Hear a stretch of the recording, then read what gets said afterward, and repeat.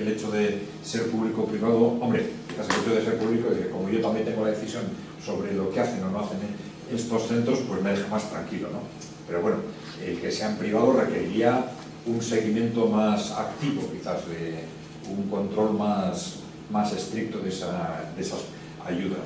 Pero bueno, no parece que, en principio, que tendría por qué ser un problema de fondo. No lo sé cómo lo veis vosotros, ¿no? Eso está resuelto. A mí me hace mucha gracia. No digo este debate porque lo planteéis vosotros, sino porque me lo plantean hasta amigos, ¿no?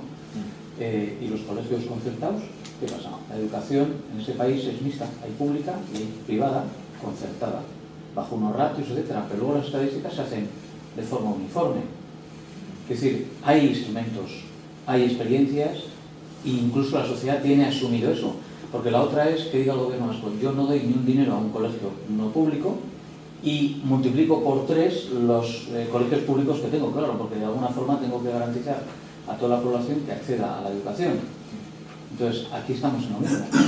Podría coger la administración, ya no centros de fuera ni la Diputación, ni gobierno vasco, ni el gobierno central, pero voy a crear centros públicos de investigación. Bueno, es una opción. La otra es: yo tengo unos privados a los que ayudo y controlo, efectivamente, pues como con la educación.